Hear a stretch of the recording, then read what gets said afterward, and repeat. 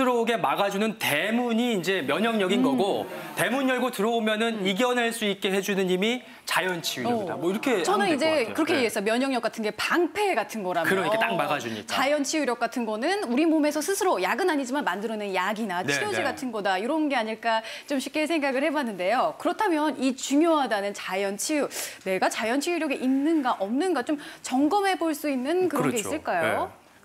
자연 치유력이라는 것은 우리가 자동차를 얘기를 들으면 자동차가 잘 돌아가려면 과부하가 걸리면 안 되잖아요.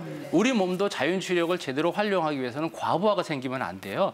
과부하의 첫 번째가 뭐냐면 과로예요. 육체적으로 정신적인 과로가 생기면 자연 치유력에 문제가 생기고요. 또 자동차가 돌아가려면 연료가 필요하잖아요.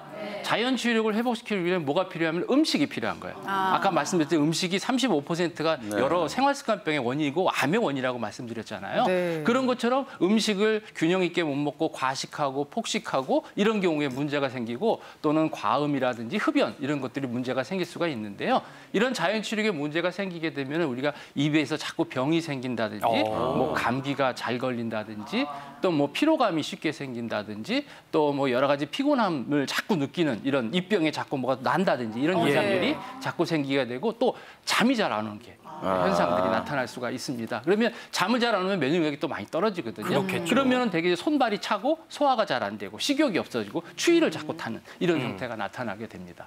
예. 그리고 이제 스트레스를 자꾸 받게 되니까 조금만 이라도 자꾸 예민하게 반응을 보이는 것이 되고 네. 이런 스트레스를 받으면 뇌에도 문제 있지만 제일 먼저 장애 문제이거든요. 그러니까 설사나 변비, 장애 어떤 불편한 감들이 계속 생기게 됩니다. 그리고 불규칙한 식사나 또는 인스턴트 식품을 자주 먹는 거 이런 것들 경우도 마찬가지고 아무래도 자연 치유력이 떨어지게 되면 근력이 약해지는 이런 형태가 생기고 과음, 과식, 흡연 이로 인해서 자연 치유력이 더 악화될 수가 있습니다.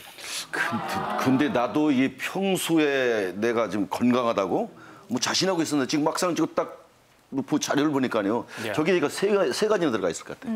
앞으로 정말 조심해야 할 것 같습니다. 그러니까요. 그래야겠어요. 그러니까 저만 해도 좀 체크를 해봤더니 뭐 입이 죄인다 그러잖아요. 예, 이렇게 예. 자주 좀 부풀고 입병도 나고 다래끼도 많이 나고 뭔가 염증이 좀 많이 생기는 게 그런 때문 아닐까 싶은데 이렇게 자연 치유력이 떨어지게 되잖아요. 그러면 정말 중한 병들까지도 이어질 수 있다고 합니다. 어떤 병일까요? 한번 볼까요?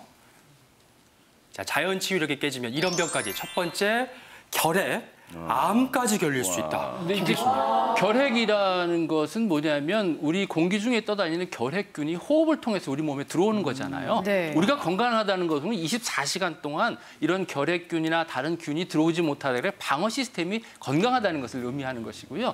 우리가 정상적인 사람도 하루에 한 5,000개 정도의 암세포가 나타나거든요. 그것들을 잘 이렇게 처리하지 못하게 되면 그게 증식돼서 어느 순간에 암이 되는 거예요. 그러니까 자연 치유력이 떨어지게 되면 이런 현상들도 생길 수가 있는 거죠. 네, 네. 자연 치유력이 이렇게 중요한 겁니다. 또 자연 치유력이 깨지면 어떤 질환이 올 수 있는지 계속해서 볼게요.